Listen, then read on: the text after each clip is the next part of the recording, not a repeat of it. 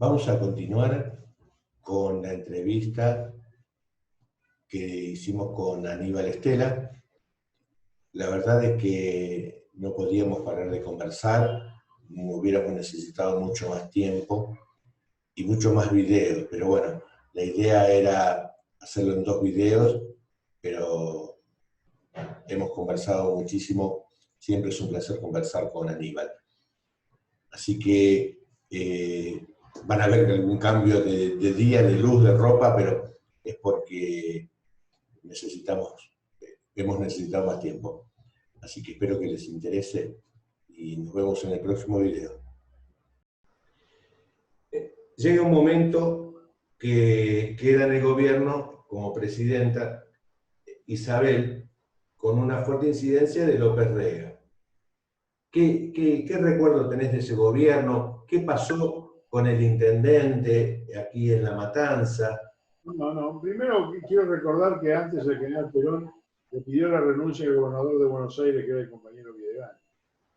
Sí. Se produjo el cambio del gobernador de la provincia con el compañero Calabró. Sí. Eso trajo una consecuencia en la política de la provincia de Buenos Aires. Y por supuesto el tironeo entre los distintos sectores, gremiales, políticos y demás. Más allá de la razón o la sin razón que hubiera obligado a pedirle la renuncia a Videgain, hubo un ministro que sobrevivió, que fue el ministro de Educación, el compañero Baldrich. Había sido profesor de Perón en la Escuela de Guerra, yo le tenía un enorme respeto y lo hizo quedar como ministro a pesar del cambio de gobernador. Y ahí empezaron los tironeos entre el ala sindical, Calabró de la UOM, y el ala política y el ala de la juventud.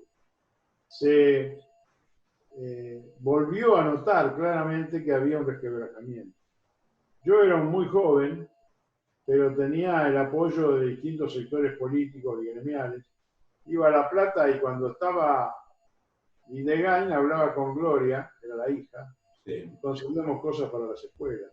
El tema era traer muebles, designación de porteros, conseguir subsidios para poder construir aulas, porque teníamos 40 escuelas de 3 y 4 turnos.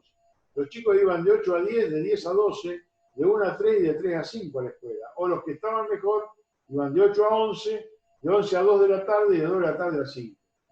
Y teníamos más de 40 escuelas con 3 y 4 turnos. Entonces nuestra misión era ir a La Plata, al ministerio, íbamos a veces al Senado a verlo a Videgain, que era vicegobernador. Videgain no, Calabró, perdón. El secretario de Calabró era Juan de Estepa. Así que los interlocutores nuestros eran Gloria cuando estaba Videgain y después Juan de Estéfano cuando el gobernador era Calabró. Pero conseguíamos las cosas, porque íbamos al distrito de La Matanza, porque ya desde esa época La Matanza era muy respetado políticamente en todos los órdenes y porque teníamos una enorme cantidad de pueblo atrás y un sistema educativo que necesitaba la ayuda de todos. Yo me crié en el Consejo Escolar del 65 en adelante, yendo a visitar todos los barrios de La Matanza, donde había un loteo que había que conseguir que la empresa dejara, el loteo, un espacio para la escuela. Frente a la plaza, se dejaba para la comisaría, para la escuela y para todas las dependencias públicas. Bueno, yo recorrí todos los barrios de La Matanza cuando todo era barro, y me encargaba la jefa del consejo, que era Celina Arieta, ir a todos los barrios para lograr que se identificara el lote que iba a ser para la escuela en cada barrio. Estoy hablando desde el año 65 en adelante, hasta el 76, que cuando vino el golpe de Estado, por supuesto nos echaron a todos. Claro. Bueno, 24 de marzo del 76, entonces, ¿cómo se vivió el golpe en La Matanza? Era otra cosa que, para que quede claro en la memoria colectiva del pueblo. Sí. Era muy poderoso el ministro de Bienestar Social, López Rega, pero yo quiero recordar que fue el pueblo trabajador, liderado por la UOM, el que logró desalojarlo del poder a López Rega. A López Rega no lo echaron los gorilas ni los militares, lo echó el pueblo peronista en la Plaza de Mayo y tuvo que renunciar a su cargo y la compañera presidenta le aceptó la renuncia. El peronismo se lavó sus propios problemas, no tuvo que acudir a nadie ni a un golpe de Estado. El pueblo trabajador en la calle, liderado por la UOM, vuelvo a repetir, fue el que exigió la renuncia de López Rega y así dejó López Rega el gobierno. Esto para que sepan muchos que no leen la historia. El pueblo trabajador, el peronismo, fue el que corrigió sus propios errores. Claro, y las 62 organizaciones. Por supuesto, el movimiento obrero organizado fue el que le pidió en la calle la renuncia a López Rega y por supuesto la presidenta le pidió la renuncia y se la aceptó. Tal cual. Bueno, vamos al golpe de Estado, al sangriento golpe de Estado del 24 de marzo del 76. Contame cómo se vivió en el Consejo Escolar, en La Matanza, en el pueblo peronista de La Matanza. Nosotros veníamos venir, ese movimiento que empezó a florecer después de la muerte del general. Se empezó a tejer en la opinión pública, en la oposición, en el radicalismo principalmente, la idea de que María Estela Martínez de Perú no tenía condiciones para conducir la Argentina. Y se trabajó mucho en los medios y en la opinión pública esa situación. Entonces, a pesar de que debemos recordar esa época como que fue una de las épocas más brillantes en la distribución de la riqueza, porque en esa época era uno para el capital y uno para el trabajo, y a veces más para el trabajo que para el capital, y que no había deuda externa, no teníamos deuda externa casi, habíamos resuelto todos nuestros problemas con algunos organismos, no teníamos deuda externa, la distribución de la riqueza era el acorde, y ese debe haber sido el motivo por el cual derrocaron al movimiento peronista y al gobierno democrático. Había una figura que había surgido, que había sido nombrado jefe del Estado Mayor del Ejército, que a nosotros, a algunos de nosotros, nos despertaba muchísima desconfianza. Se llamaba Jorge Rafael Videla. Y fue precisamente quien fue nombrado presidente por la Junta Militar. La confusión llegó a muchos estamentos del movimiento de la política, y muchos pensaron que el golpe era nada más que para Isabel. Y algunos de nosotros que nos dábamos cuenta de la envergadura y de la desgracia que se iba a ceñir sobre Argentina, no fuimos escuchados. Nuevamente, no fuimos escuchados. No, que el golpe es para la mina, y eso me tocó escucharlo a mí muchas veces. Y yo decía, no, es para todos nosotros. Lo que viene es la peor época de la Argentina. Si alguna vez tuvimos que soportar un bombardeo a la Plaza de Mayo y fusilamientos, esto que viene es mucho peor. ¿Por qué? Porque quieren hacer tronar el escarmiento que el peronismo le dijo que iba a hacer sonar. Nos quieren a todos muertos o atemorizados. Eso provocó el eliminar prácticamente de la política a una generación de argentinos, muchos porque los mataron, los secuestraron, hicieron todas las vejaciones habidas y por haber, se llevaron hasta sus hijos, cientos de chicos que todavía muchísimos no se encuentran, y hubo un profundo temor en toda la sociedad que obligó a que muchísimos compañeros, miles y miles, dejaran de hacer política y no volvieran a hablar del tema porque se aterrorizó a las familias. Yo recuerdo que mi mamá, que era directora de escuela, a mí me llegó a pedir de rodillas en mi casa que dejara la militancia política. Porque era tan grande el terror que se había metido a la sociedad argentina que todo el mundo se hacía, disculpame el término, el boludo, y nadie decía nada, pero las cosas estaban pasando. Por supuesto que años después, ya en el Mundial del 78, se notaba claramente cuál era la acción del populismo militar. Porque si hay algo que estos muchachos podrían nombrar al populismo fue el Mundial del 78, la construcción de los estadios, la música, las arengas por radio y todo lo demás. Esto es la señal de que el populismo no era el peronismo, que generaba trabajo. El populismo es el engaño del pueblo. El populismo es el que intentaron hacer contándole al pueblo las cosas que realmente son imposibles de llevar adelante porque se lo somete a la explotación. Así que el populismo militar fue el que terminó generando una guerra contra un enemigo como Inglaterra y Estados Unidos para salvar la ropa, porque se había terminado el objetivo militar de la guerrilla. Cuando terminaron con el tema del cuento de la guerrilla, asesinando y masacrando, tuvieron que armar otra hipótesis de conflicto, y así se armó la guerra de Malvinas, generada por la inteligencia inglesa y norteamericana. Aníbal, quiero volver un poquito para atrás sobre el tema que mencionaste, que son los desaparecidos.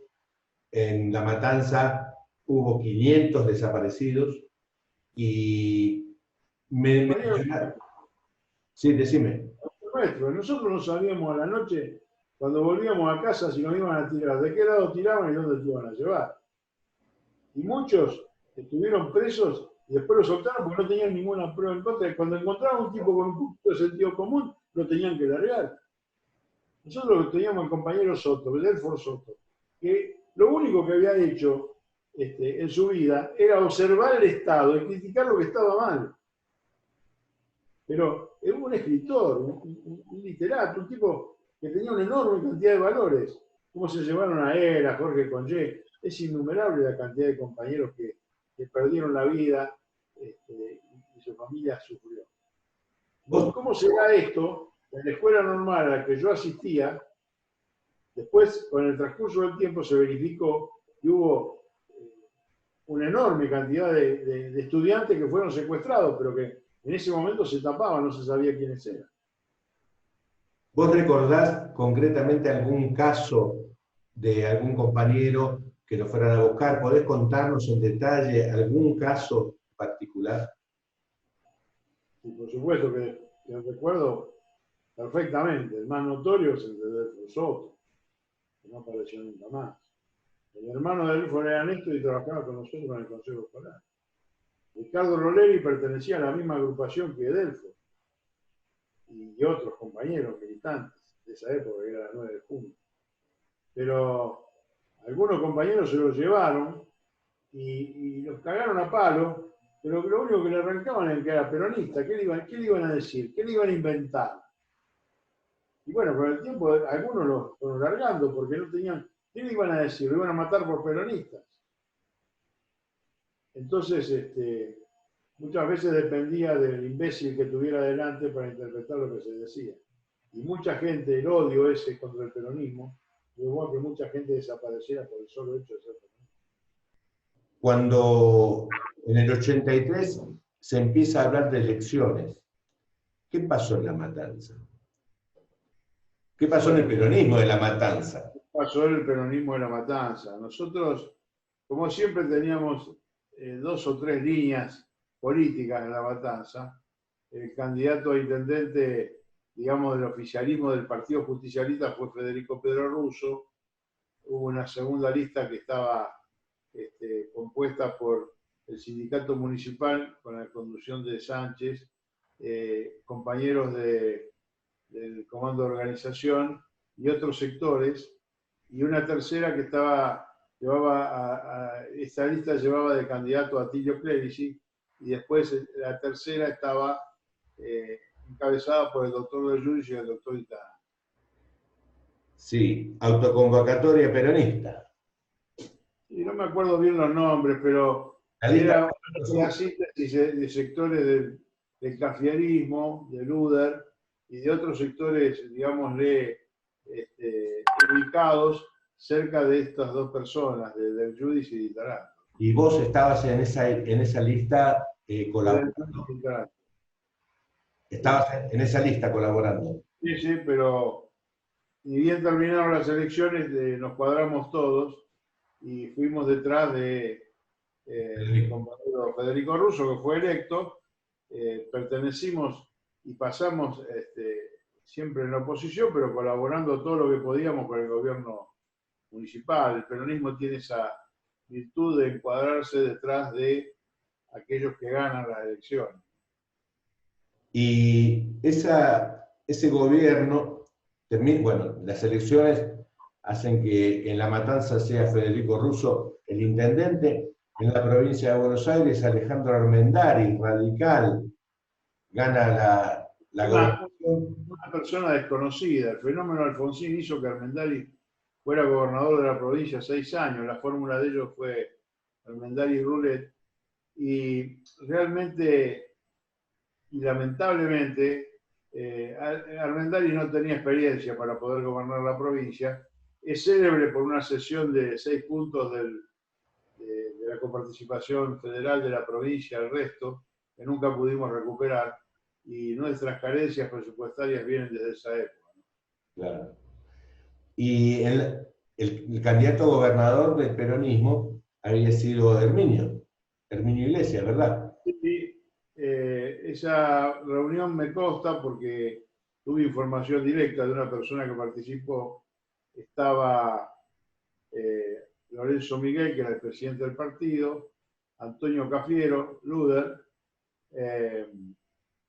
Herminio, que era el presidente del partido, la referencia provincial, y bueno, ahí Lorenzo le dice a Luder y a Cafiero que habían decidido que fuera Luder el candidato, y le dice a Antonio que quería que fuera gobernador de la provincia.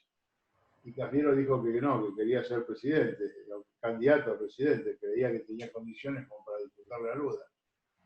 En ese momento, bueno, se produce una conversación y entonces Herminio le dice a Antonio que si él no quiere ser el candidato a gobernador, él sí se sentía legítimamente candidato. Así que fue nuestro candidato Herminio Iglesias y muchos le echan la culpa de la pérdida de las elecciones, pero creo que más que eso la ganó Alfonsín las elecciones. El peronismo siguió encolumnado y votó masivamente la fórmula Luder-Vittel y Herminio candidato a gobernador. Y Federico tenía una muy buena relación con Herminio, ¿verdad? Por supuesto, sí, tenía muy buena relación. Herminio era una figura indiscutida del peronismo. Podría ser discutido o no su candidatura, si era lo mejor en esa época. Pero bueno, muchos le echaron la culpa por aquella famosa quema del cajón. Yo creo que en realidad nosotros fuimos perdiendo las elecciones porque se produjo un proceso de tratar de enmarcarnos a los peronistas con la violencia y con el pacto militar sindical y todas esas cosas que le llegaron mucho a la opinión, y el crecimiento político de Alfonsino terminó ganando las elecciones. Pero visto desde lejos, como hay que ver los procesos históricos, quizá Herminio no era el mejor candidato para ese momento, pero definitivamente no fue el culpable de perder las elecciones. ¿Y qué recordás de ese gobierno municipal? Yo tengo entendido que mucho presupuesto no había, que se hacía lo que se podía, pero Federico tenía una enorme voluntad de defender y de cuidar a su pueblo. Por supuesto. Yo recuerdo perfectamente las acciones que tuvo el gobierno militar para con nosotros. Yo fui en ese momento presidente del Club Huracán, por ejemplo. A nosotros nos habían echado y despedido de los puestos, de los cargos públicos que teníamos. Yo no era cargo político, sin embargo, me trasladaron a Morón, nos persiguieron en el gobierno militar, y fue como una bocanada de aire fresco el hecho de volver la democracia, y el peronismo de La Matanza, como siempre, dio una lección de encuadramiento político y ganó muy bien las elecciones. Fuimos uno de los pocos distritos de la provincia que ganó holgadamente las elecciones. Y por supuesto el gobierno, una bocanada de aire fresco para los compañeros y para la democracia que asumieron gobierno peronista en el 83 en La Matanza. En cuanto a la interna peronista, empieza a vislumbrarse la renovación, lo que se conoció como la renovación peronista, ¿verdad?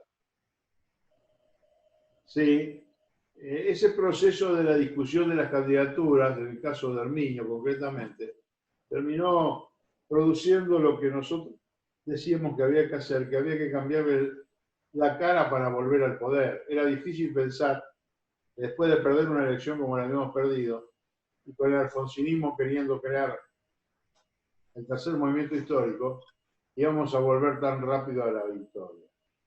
Para ello fracasó el plan austral, y quisieron seguir construyendo el tercer movimiento histórico y no se dieron cuenta que estaban regalando el poder. candidatura de Antonio Cafiero, separada del Partido Justicialista de Herminio, por la renovación, quiero decir, le dio al peronismo la posibilidad de volver a ganar luego el partido y por último volver a presentarse a la gobernación 4 años después y ganó Antonio la gobernación. Una cosa puntual que quería preguntarte, en octubre del 86 hubo un acto en la Plaza de San Justo donde hubo algunos problemas internos y hubo algunos tiros y esas cosas. ¿Qué recordás de ese día? ¿Qué pasó? No, era la ansia de participación y por supuesto la carta ganadora ya en esa época era Antonio, que era gobernador de Buenos Aires y que tenía sobre sí la responsabilidad de la conducción política del peronismo de la provincia de Buenos Aires, porque había sido electo presidente del partido.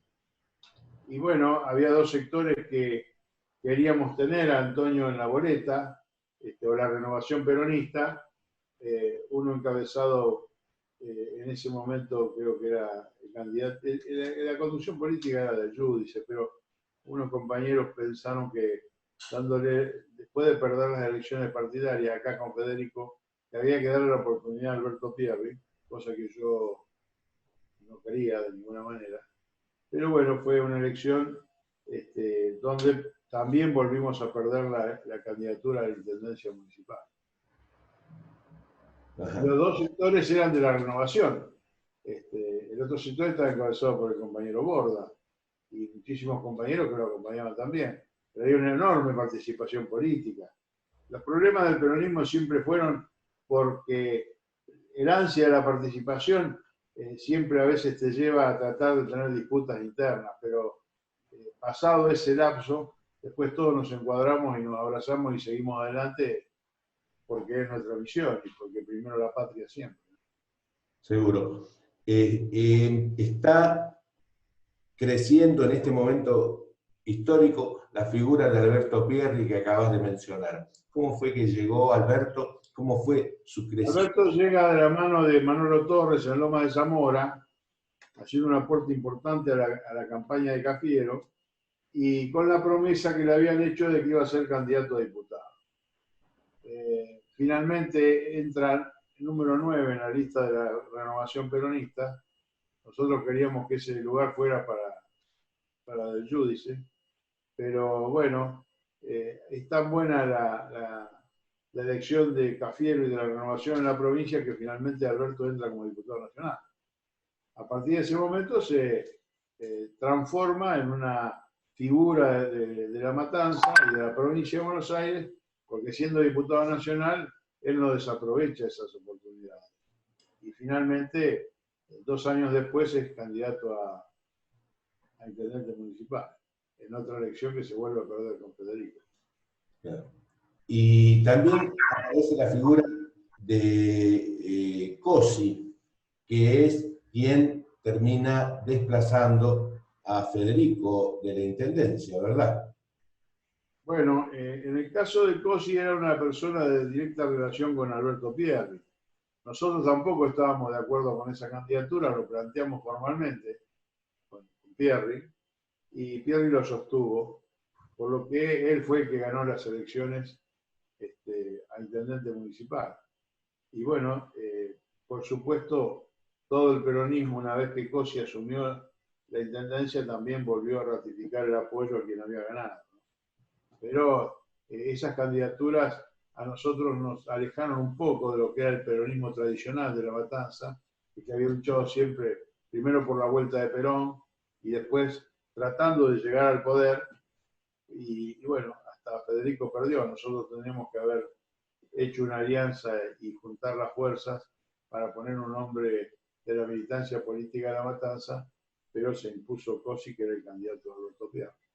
Nosotros fuimos con Andrés Bevilacqua y Ferreri a verlo a Antonio Cafiero para pedirle por el fracaso del plan Hostal y por la hiperinflación. Los tres fuimos con una carta del Partido Justicialista que encabezaba Federico Russo para pedirle su intervención para que cambiáramos, se produjera el cambio de gobierno antes de llegar a diciembre. Estábamos a mitad de año. Menem ya había ganado la interna, se la ganó a Cafiero y era el precandidato, primero el precandidato a presidente, después candidato a presidente ya electo, y ganó las elecciones generales, por lo que tenemos un presidente electo. Antonio, me acuerdo que nos dijo, ¿qué están haciendo acá? Cuando le mostramos la carta y le dijimos que necesitamos adelantar el traspaso del mando, me dijo textualmente, vos estás loco, no tenemos ni plan ni gabinete para enfrentar esta crisis. Y nosotros le respondimos, bueno, entonces no llegamos a diciembre, porque nosotros ya teníamos 200 ollas populares, creo, más o menos, armadas en el distrito para sostener a la gente, a los compañeros, que veían que se remarcaban todos los precios, todos los días. Entonces, cuando alguien cobraba el sueldo a la semana, se quedaba sin nada. Pero hiperinflación era galopante, llegábamos a tener 35% mensual de inflación. Era una situación socioeconómica desesperante. Saqueos. Y el peronismo salió a enfrentar esa situación. Antonio tomó nota, digo yo, después con el tiempo, con el diario del lunes. A los 2 días salió Terraño, que era un hombre de confianza de Alfonsín, a verlo a Menem a La Rioja y se produjo el adelantamiento de la entrega del poder. Decime, volviendo al tema local, ¿qué pasó con Cosi? Bueno, es un tema que hay que preguntarle a los compañeros que estaban dentro del pierrismo. Seguramente hubo desinteligencia entre Pierri y Cosi y hubo un cambio de nombres en la intendencia. Fue el compañero Dileva, intendente en reemplazo de Cosi, y yo no podría decir nada al respecto porque no estaba dentro de ese grupo, de ese sector, y no me imagino ni sé qué puede haber pasado. No soy un testigo ni protagonista de esa situación. Se produjo dentro del sector que manejaba y conducía Alberto Pierri. Bueno, estamos en 1989 entonces, y asume la presidencia. Estamos, si pasamos rápidamente, estamos en las vísperas de 1989, sí. Claro, porque Menem asume en junio. Asume en julio, en ese momento asume también como presidente de la Cámara de Diputados Alberto Pierri, porque era una de las 2 personas de la provincia de Buenos Aires, Dualde y Pierri, que lo habían acompañado a Menem en la lucha interna. Así que Pierri asume como presidente de la Cámara y Dualde, vicepresidente de la Nación, con Menem, asume la presidencia del Senado. Bueno, ojalá podamos ubicarlo a Alberto Pierri y nos conceda una entrevista también. Ojalá. Bueno, él tiene mucho para comentar porque fue durante más de 10 años presidente de la Cámara de Diputados de la Nación. Y todo es historia. Si yo la historia del peronismo en La Matanza la conozco, algunas cosas no creo que valga la pena citarlas, porque lo que tenemos que hacer es tratar de no mirar tanto para atrás, a pesar de que tenemos que reconstruir la historia, y tratar de sacar conclusiones para adelante. Por eso, en momentos que necesitamos abrazarlos los peronistas, a veces las disputas internas por algún cargo, lo que fuera, son insignificantes con respecto a la tarea que nos queda. Sin ninguna duda. Bueno, entonces, estamos en el 89, Menem es el presidente recién asumido a mediados del 89. Bueno, pasa como en enero. A esto que dije. Tal es así que no había gabinete ni nada, que Menem elige a los CEOs de Bungibor para conducir la economía. Se produce, como asume el nuevo gobierno, una tranquilidad transitoria y disminuye el tema inflacionario y se aquietan los problemas sociales. Pero recuerdo perfectamente que en el mes de octubre, creo que fue, se produce una huelga de la UTA que deja a todos los trabajadores a pie. Esa noche yo recuerdo haberlo ido a ver a Pierri, a la presidencia de la Cámara, para pedir sacar a la gente de los barrios con los micros escolares y darle el apoyo a Menem. Y creo que Pierri me dijo, nosotros no estamos de acuerdo mucho con lo que está haciendo Menem. Y yo le digo, pero bien le podemos decir hoy que te venimos a apoyar y mañana te venimos a putear. textual, porque era socavar el poder político del peronismo, empezar a tener estas políticas neoliberales y que nadie dijera nada, pero tampoco podíamos volver para atrás y trabajar contra nuestro propio gobierno. La cuestión era demostrar fuerza política en la calle. Me acuerdo que era el día que se casó Maradona en Luna Park, porque estaban por ir a la fiesta, él y otros diputados, que los recuerdo a todos por nombre y apellido, y yo le pregunté por Duhalde, y mi idea era movilizar el Gran Buenos Aires para darle un apoyo al presidente, pero un apoyo que le dijera, ojo con lo que haces, porque si no nosotros vamos a putear todos los días. Bueno, no se pudo hacer, pero recuerdo esa reunión en la presidencia de la Cámara de Diputados. Sabés que yo creo que esa década del 90, los peronistas tenemos que revisarla. Y no es para revolver estiércol, voy a decir, sino para que tener la experiencia de que nuestra base doctrinaria siempre la tenemos que respetar a rajatabla, porque a veces hemos sufrido en toda la vida del peronismo algunas desviaciones. A tal punto comparto esto, que cada vez que incorporamos tecnócratas al gobierno, porque después de esto va a venir Caballo, cada vez que incorporamos tecnócratas al gobierno y no tenemos funcionarios y compañeros en la función pública debidamente formados en la política del peronismo, hemos fracasado.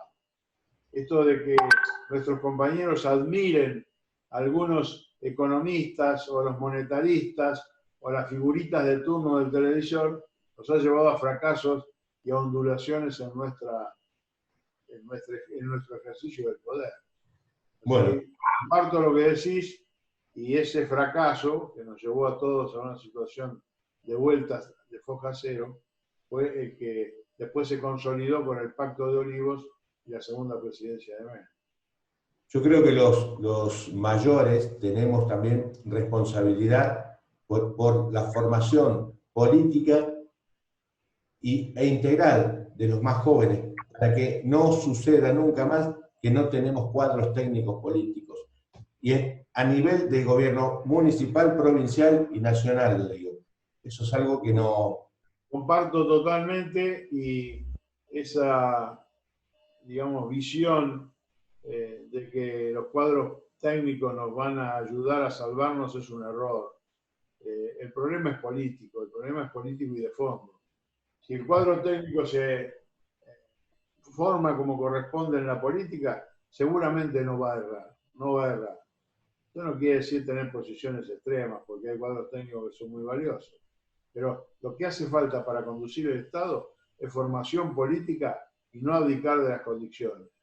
Los mejores 10 años que vinieron después, por la década ganada, es precisamente una demostración de formación política en la conducción del Estado.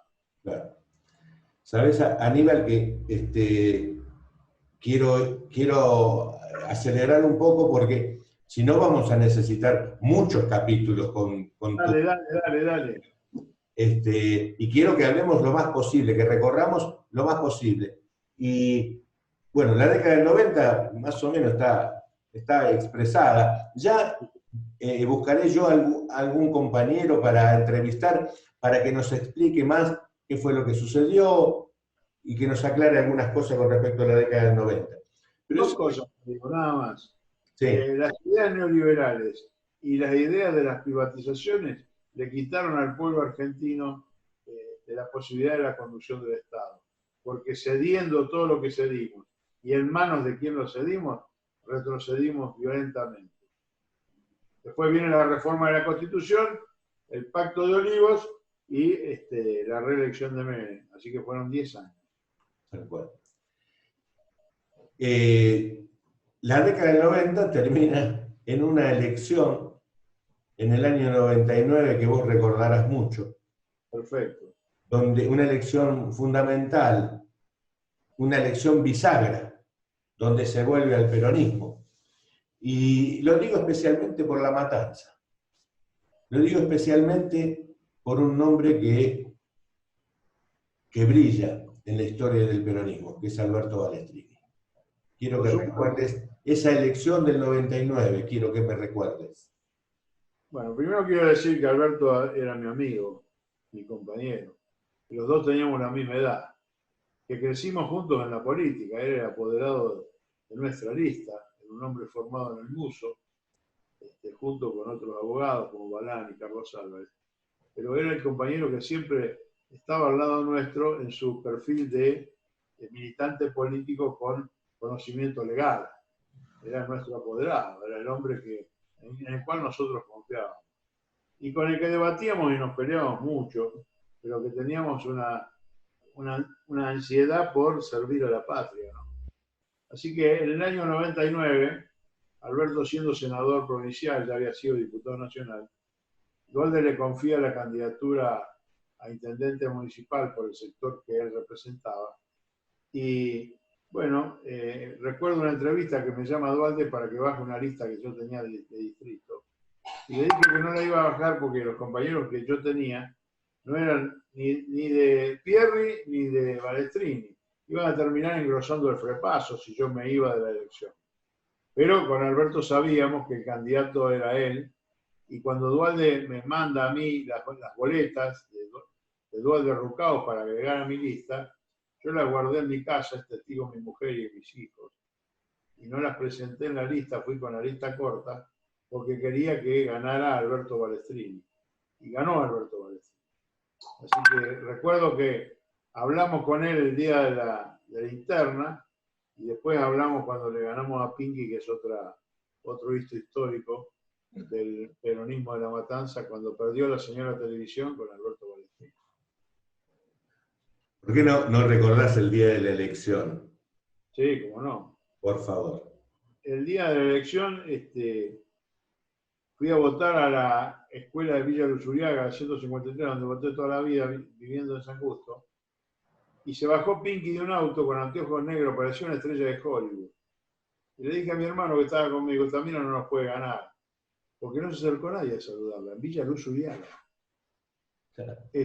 Cuando empezaron a venir los cómputos del primer cordón a la noche, todo el mundo decía que había ganado Pinky, menos yo que estaba con una calculadora de esas manuales en mi oficina con mi hijo, y que tenía noción de cuál era el cómputo que nosotros hacíamos con pocas mesas para hacer un muestreo estadístico. Nosotros habíamos tenido 2 años antes de una elección con Fernández Meijide, donde habíamos ganado la elección ahí nomás. Pero con respecto a la elección con Pinky, había 20 votos de diferencia en todas las mesas, de San Justo y Ramos, más para el peronismo, más para Alberto Balestrini. Más de lo que habíamos ganado con Graciela Fernández Meijide. Por poco, pero ganamos. Entonces, cuando ellos estaban festejando en la plaza, lo llamo a Alberto y le digo, te felicito, sos el intendente. Me dijo, deja, gordo, no me cargues, qué sé yo. Le digo, no, sos el intendente, porque hay 20 votos de diferencia por urna. Y si hay 2.000 mesas, creo que había 2.000 y algo, son 40.000 votos. Sos el candidato intendente y no sé, pero creo que Rucaos gana la gobernación también. Y bueno, así fue, a las 9:30, 10 de la noche, tuvieron que bajarse del palco, irse de la plaza, y salió el peronismo porque venían los votos del segundo y tercer cordón, que nos garantizaban un triunfo donde se ganó por más de 40.000 votos. Lo que pasa es que esa vieja costumbre de estar con el recuento, en ese momento eran, no sé, si eran 2.000 mesas, serían 25 mesas de muestreo, cuando son 3.500 hacemos 40. Pero el muestreo es casi exacto, es ciencia estadística. Es un muestreo estadístico que lo aprendí cuando estudié en la universidad. Y da casi exacto, me puedo equivocar por 1.000 votos, 2.000. Pero con el muestreo mezclado de todo el distrito, sale un resultado muy, muy aproximado. Bueno, gracias a Dios no nos equivocamos, Alberto fue candidato, fue intendente, candidato y intendente municipal. Y ahí, por supuesto, empezamos una nueva etapa, no porque no sirviera lo anterior, que no fue tan desastrosa la gestión, y por supuesto fue mucho mejor la de Federico por la apertura popular, ¿no? Pero volvíamos a un cuadro de La Matanza en la intendencia municipal. Para nosotros era... Al otro día lo llamo a Alberto y le digo, yo había ido al centro, había tomado un taxi, a la tarde hablé con él. Le digo, mira, le dije al taxi, ¿qué tal? ¿Qué desastre de la rúa? Me dijo, ¿qué desastre? La vergüenza la de Pinky, me dijo. ¿Cómo la vergüenza? Sí, estaba festejando y resulta que había perdido. Le digo a Alberto, mirá que sos el hombre del día, porque le ganaste a Pinky. Y bueno, era lo que decía la gente en la calle, los compañeros en la calle. La verdad que los peronistas tenemos días de mucha alegría y felicidad y también hemos tenido días de tristeza, pero así es la vida, ¿no? No, Aníbal. Por supuesto. Y grandes aciertos y grandes errores, pero los errores los corregimos nosotros. Siempre el peronismo supo de los errores que cometió y corrigió y pudo volver de vuelta al poder para poder. Espero que ahora tengamos esa misma visión histórica y podamos completar este mandato de Alberto encaminando la nación para resolver los problemas estructurales que tiene. Sabes que quiero que recuerdes la crisis, lo tremendo que sucedió en diciembre del 2001, un tiempo antes, un tiempo después, donde... Mira, había una posibilidad de inflación nuevamente. A 2001 me dijiste. En el 2001, sí. Estaba de la Rúa, ¿no? Estaba de la Rúa, que primero renuncia a Cavallo en diciembre. Bueno, pero primero quiero decir una cosa. Eso de que los peronistas lo echamos de la Rúa es una infamia. De la Rúa había ganado las elecciones y creía que tenía no sé qué, a todo el poder. 2 años después se hicieron elecciones en octubre y de la Rúa sacó el 10% de los votos. El pueblo en las urnas le dijo no a de la Rúa. Por supuesto que se agrava con el no pago de la deuda, con el default, con las medidas desesperadas de Cavallo, y en diciembre explota todo, la gente no aguantaba más y salió a la calle. ¿Y cómo se vivió la matanza? Y como una tristeza fenomenal. Nosotros hablábamos mucho con Alberto, que era el intendente, y nosotros visualizamos que iba a haber violencia institucional. Por eso nuestros compañeros no fueron a la plaza y muchos otros compañeros fueron confiados y los masacraron, los mataron mal. Por supuesto, quien empezó con las cacerolas fue la capital federal, la misma que lo había votado de la Rúa. A veces nos echan a los peronistas y a la provincia de Buenos Aires la culpa, pero las cacerolas empezaron ahí, y sobre todo porque no les devolvían los ahorros de los bancos, ¿no? El corralito. Empezó a rebelarse la gente, a De la Rúa se le ocurre decretar el estado del sitio y salió masivamente el pueblo a la calle. Y bueno, ahí nos matan a unos cuantos compañeros, algunos de La Matanza y algunos de otros distritos. Una cosa más, Aníbal. Quiero que recordemos a Alberto, en el momento que se enfermó, y que yo creo no equivocarme en que Alberto, los peronistas de La Matanza, lo llevamos en el corazón. Sí. Último que te pido, este recuerdo. Por supuesto, me cuesta mucho ganar palabras porque me emociona. Alberto fue una persona de una formidable formación política. Tenía esa característica que tienen los cuadros políticos, que saber siempre estar donde corresponde en el momento adecuado. Yo fui candidato a diputado nacional en la lista de Néstor Kirchner y me consta que el distrito de La Matanza fue el apoyo fundamental para que Néstor Kirchner llegue a la presidencia de la Nación. Y Alberto fue presidente de la Cámara de Diputados poco tiempo después, y ahí fue donde se inició nuestra etapa de recuperación. Porque no solamente empezamos a cancelar y cancelamos deuda externa, sino que se pusieron en vigencia toda la legislación que terminó otorgándonos autonomía desde el punto de vista de la soberanía política, la independencia económica y la justicia social. Desde aquella creación de leyes, a mí me tocó en ese momento ser presidente de la Comisión de Finanzas de Diputados y acompañarlo a Alberto mientras fue presidente de la Cámara antes de llegar a la vicegobernación. Un hombre, yo diría, insustituible para la concreción de la patria que necesitamos. Pero también quiero hacer justicia con todos los peronistas de La Matanza que han ocupado cargos y que han fallecido luchando sin llegar a nada por el retorno del peronismo al poder y conseguir la soberanía política, independencia económica y justicia social. Vuelvo a insistir, el peronismo tiene un ejército permanente de patriotas, que hoy lo está demostrando, por supuesto, nuevamente. Sí, sí, sí. Por eso se explica que la memoria colectiva de este pueblo nos deja de recordar que el único que le alcanza un poco de justicia y ayuda es el peronismo. Así que en la figura de Alberto, potenciar todas las demás. Desde Federico hasta Pierre. Yo no reniego de nada. Desde Montoneros a otros compañeros de otras organizaciones, como el Comando de Organización, o Vilacua.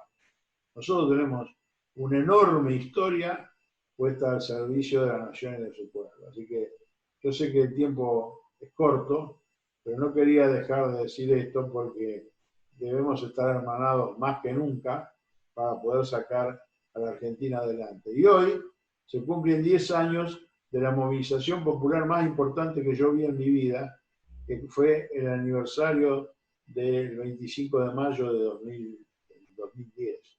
Extraordinaria demostración de fuerza popular, en libertad, en democracia, camino a la justicia social, semana festiva que contrasta con esta tristeza que tenemos hoy. Así que sepa el pueblo recordar para volver a tener esos momentos de por lo menos saber hacer las cosas en beneficio de la patria y del pueblo. Bueno, Aníbal, no me queda más que agradecerte otra vez que estés colaborando, que estés militando para este movimiento nacional que llevamos en el corazón. Es un placer hablar con vos, siempre. Gracias y bueno, para los que ven este video, seguimos en la lucha. Un abrazo grande. Gracias. Un abrazo grande para vos.